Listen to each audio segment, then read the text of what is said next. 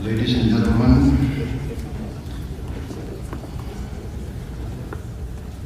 attendees of the Indonesia-Brazil Business Forum,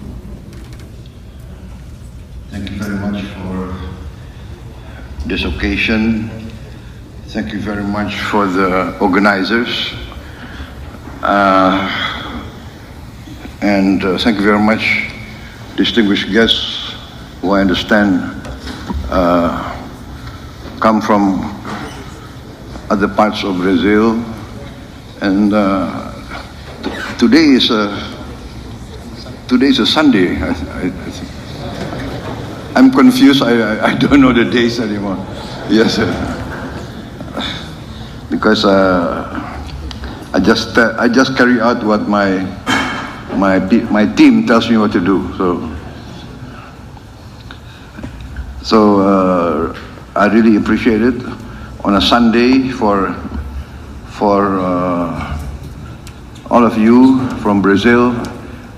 I understand Sunday is a sacred day, but you make the effort to come here and to meet us. So I'm very honored.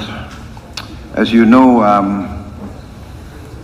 Indonesia and Brazil, I think we have many common, let us say, common elements between us. We are relatively big countries. We have big population. We have big resources. Brazil is quite advanced in its industries. We are trying to catch up. We want to industrialize. And I think we can have a good synergy between us. We can have a good symbiotic relationship. And we have common interests together. Brazil is very forward-looking, looking into the future. That's why I think Brazil is a key leading member of BRICS. And as you know, I announced already that Indonesia has put in a request to be a member of BRICS. And I was inaugurated on the 20th of October, and I installed my cabinet on the 21st of October, and I sent my foreign minister to fly direct to Kazan for the BRICS summit, which I could not attend. But so I think the BRICS organization with B as the alphabet that denotes Brazil shows how Brazil is actually on the forward edge of global developments. So I applaud this, and actually I already announced in 2014 when I started my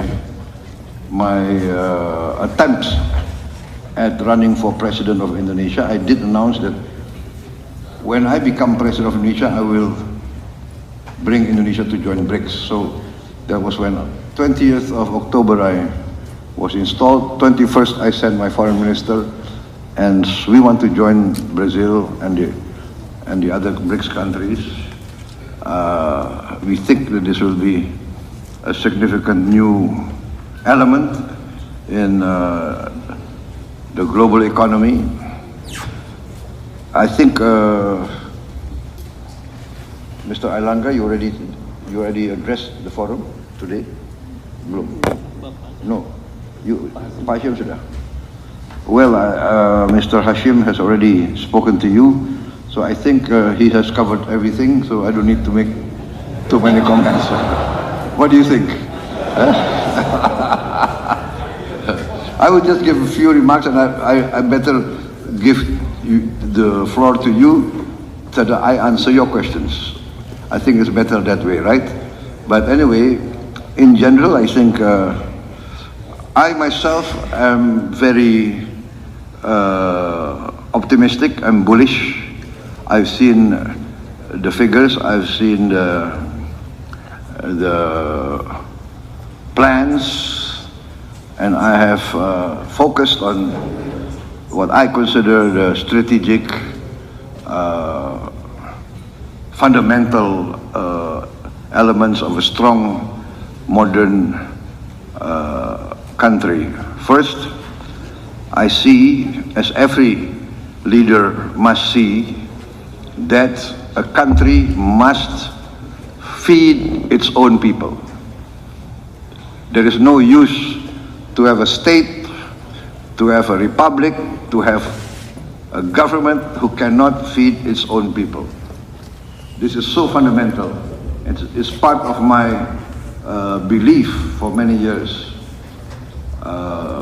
A country must be able to feed its own people. Therefore, food security is foremost in my my strategy. And this is in line with the theme of the G20 summit, to fight against poverty and hunger. So I am completely in line with your president's thinking and your president's strategy. Growth, yes. Prosperity is our goal, but there is no use for high growth if the majority of the people cannot enjoy that growth. If the wealth is only held by the very, very few, in my opinion, that is a recipe for a failed state. That is my conviction. There must be equal opportunity. The economy must not be designed to keep the majority of the people poor. This cannot be. We cannot accept hunger. I say very clearly everywhere, what is the use of Indonesia being a member of the G20 when 25% of our children do not have enough to eat? So that's another of my strategic program, free meal to every child of Indonesia. And in this, I want also to learn from Brazil, which has already a successful program. So I have asked my team to arrange with your ambassador to Indonesia. We want to send a team to study this, the Brazilian meal program for the school children. So after the food sufficiency and the meal for the children, we are also going into energy self-sufficiency. And we are blessed, as also Brazil. Maybe we are, I think we are only 2 or 3 countries in the world that can be very soon self-sufficient in green energy and renewable energy. I think Brazil is more advanced with us with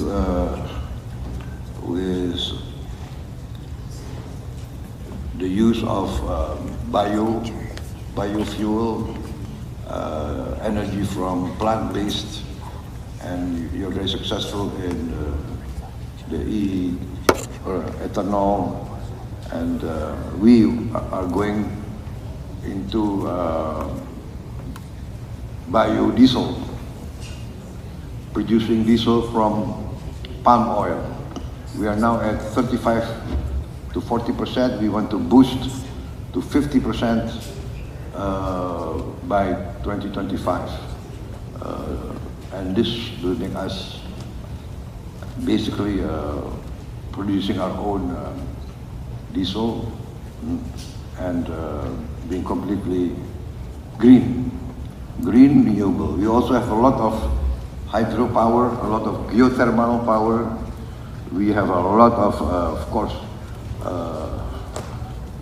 energy from the sun, yes, solar.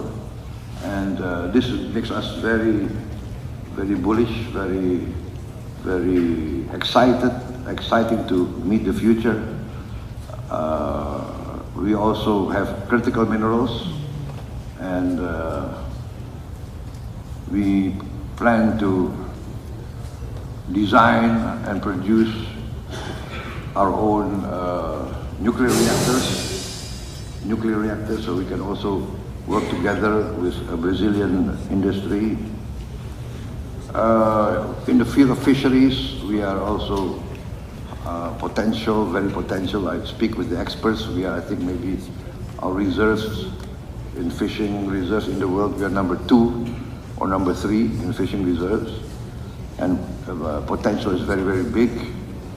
We have a vacuum of 40,000 fishing vessels, 150 GT to 300 GT, 40,000 vacuum. So it's another field that we invite foreign corporations to take part in our economy. And then, of course, after all this, we want to industrialize, and this by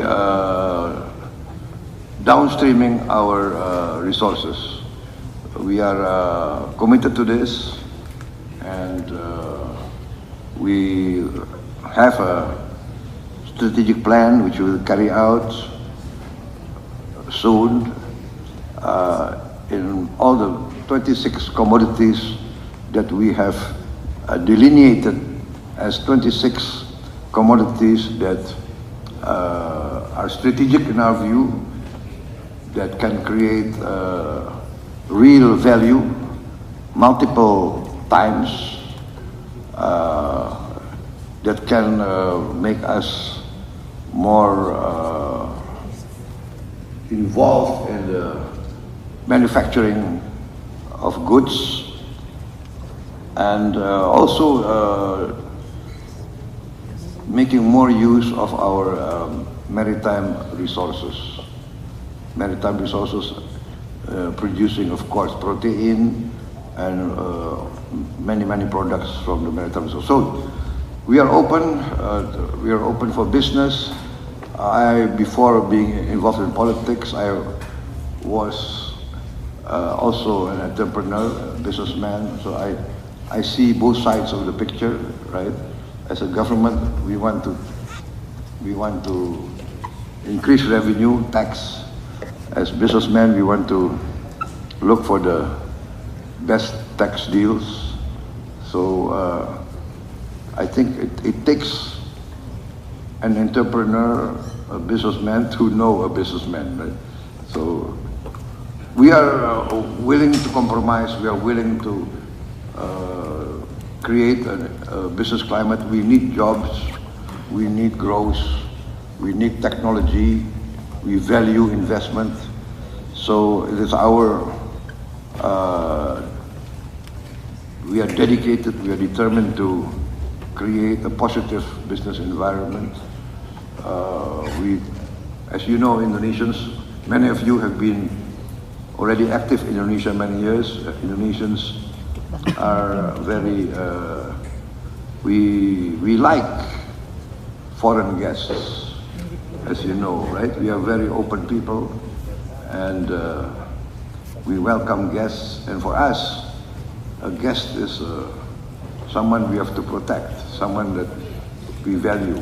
So, ladies and gentlemen, I think I better not continue. You know, the problem with politicians, if they're given a chance, they will speak and speak and speak. So I will conclude my remarks, and then I will make myself available if you have any questions you want to direct to me. Thank you very much.